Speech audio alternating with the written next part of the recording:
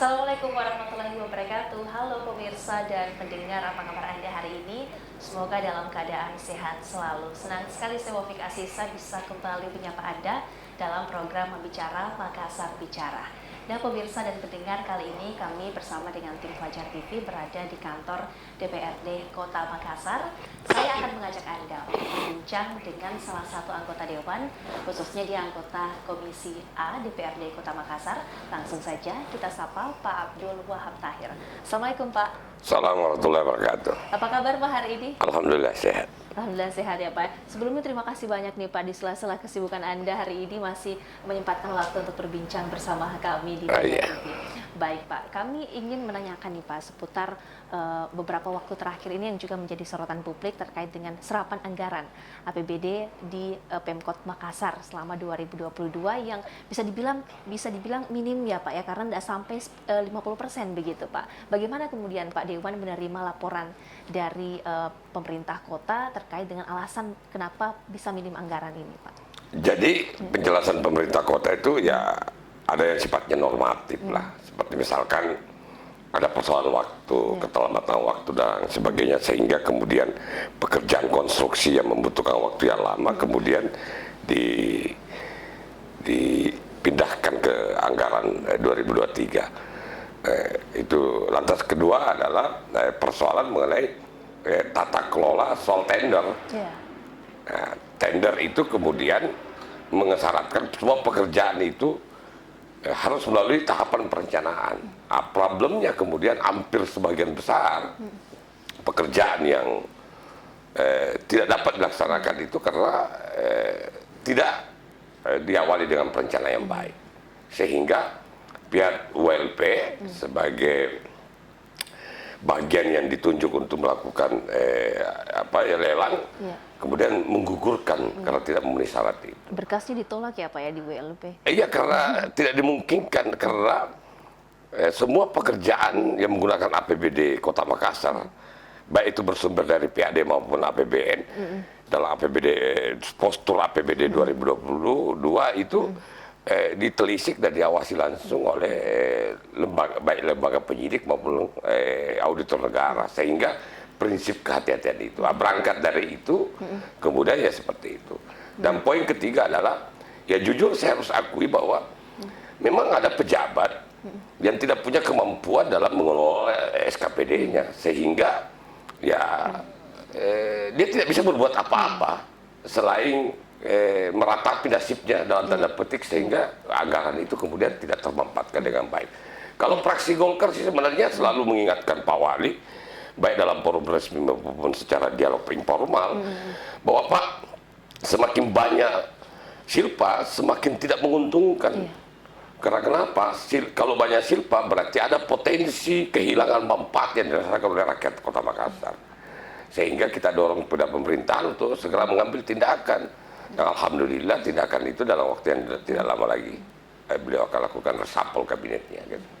Seperti itu ya Pak. Apa kemudian Pak catatan Anda sendiri dari anggota Dewan DPRD Kota Makassar untuk OPD di Kota Makassar untuk bisa lebih memperhatikan lagi soal anggaran tadi Pak? Ya, kalau soal teknikal kan seperti misalkan normatif kan ada pelaksanaan pekerjaan tidak dapat dilaksanakan karena persoalan perencanaan. Saya pikir itu teknikal sekali kan, sehingga menurut saya memang ada koordinasi di jajaran pemerintah kota, OPD, dibawa kendali Badan Pembangunan Negara daerah Bapeda, untuk kemudian tidak langsung mengiyakan semua keinginan OPD tanpa melalui sebuah proses perencanaan yang matang. Karena itu tadi, bahwa itu ditelisik baik oleh penyidik, lembaga penyidik maupun lembaga auditor negara, bahwa itu akan menjadi temuan. Lantas yang problem memang karena menurut saya ada beberapa pejabat di semua tingkatan, level tingkatan di OPD itu, mereka tidak memiliki integritas, dan tidak berdedikasi dalam melaksanakan kewajiban dia dalam fungsi-fungsi layanan. Nah, inilah yang kami dorong kepada Pak Wali untuk segera mengambil tindakan, karena pejabat itu harus berani ambil risiko. Pejabat itu digaji bertindak atas nama rakyat, diberikan kewenangan oleh negara untuk bertindak lebih. Berarti dia harus memanfaatkan suatu ruang dengan tidak melanggar kaidah dan norma yang berlaku di hukum di Indonesia ini untuk segera membelanjakan uang itu. Jangan kemudian mereka ogah-ogahan kan, sibuk mengurusi diri sendiri, sementara rakyat kita ini seperti ini, tidak boleh begitu. Dan alhamdulillah dialog baik formal maupun informal kepada Pak Wali, dan Pak Wali sudah setuju dan mereka paham. Iya, nah di tahun 2023 mendatang Pak, ini sudah ditetapkan 5,6 triliun rupiah.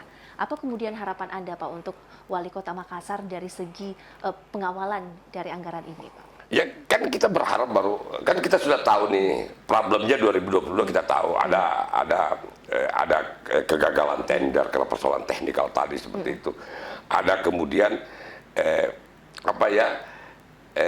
keterlambatan kemampuan soal integritas dan dedikasi orang dalam mengelola pemerintahan di dinas itu yang kemudian tidak termampatkan dengan baik. Ada kemudian karena persoalan teknikal seperti misalkan konstruksi yang harus menggunakan rentang waktu yang panjang, kan berisiko kalau dipaksakan yang kerja.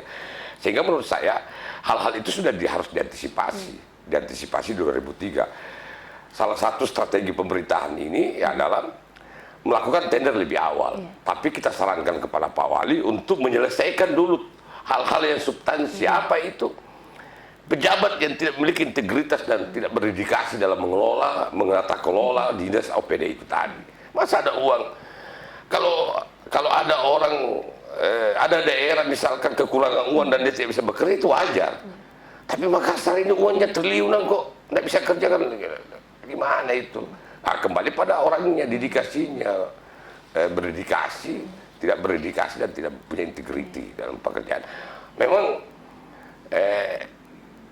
Memang pejabat itu resiko, tetapi kalau Anda takut melangkah, Anda takut bekerja, berarti ada potensi kesalahan yang Anda akan lakukan. Kan seperti itu kalau dalam perspektif ilmu hukum, karena basic ilmu saya hukum. Kalau Anda tidak punya potensi melakukan kesalahan, ya jalan saja. Masa ada uang yang ditarik dari rakyat yang kemudian memanfaatannya tidak kembali kepada rakyat, tinggal di kas untuk apa? Kita ya karena persoalan takut, bukan takut, tidak punya integritas, tidak berdedikasi. Oleh karena itu kita sarankan kepada Pak Wali segera ambil tindakan. Dan alhamdulillah ya menurut beliau tidak lama lagi lah.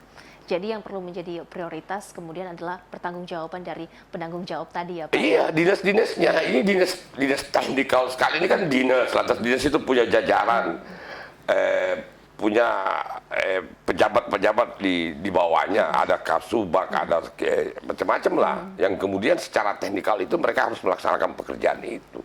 Tapi mereka tidak punya dedikasi, mereka tidak punya integritas. Mereka sibuk mengurusi dirinya sendiri. Mereka takut membelanjakan uang itu. Kenapa kau takut membelanjakan? Berarti kalau begitu kau punya potensi membuat kesalahan. Kan orang takut itu karena dia punya kesalahan kan. Gitu. Oleh karena itu menurut saya pejabat-pejabat seperti ini yang pertama yang harus dibersihkan. Saya juga harus mengatakan bahwa tidak semua si pejabat. Ada juga pejabat yang bekerja dengan baik. Karena itu tadi ada kesalahan perencanaan tidak dianggarkan. Lantas ada persoalan risiko waktu. Saya pikir itu kita bisa problem sebagai wakil rakyat, kita bisa memahami. Tetapi yang kita tidak bisa pahami ini ada pejabat lebih banyak belanja jalan-jalannya kan seperti itu. Lebih banyak meninggalkan wilayah Kota Makassar atau tidak berada di Kota Makassar sehingga habis waktunya. Lantas kedua, core pekerjaannya tidak memungkinkan dia untuk banyak meninggalkan Kota Makassar. Nah, itu yang lebih problem nih. Baik Pak, yang menjadi harapan kemudian semoga 2023 ini angka 5,6 triliun ini bisa direalisasi dengan maksimal ya Pak ya untuk pemerintah Kota Makassar. Baik pemirsa dan pendengar, kami akan lanjutkan usai jeda berikut ini.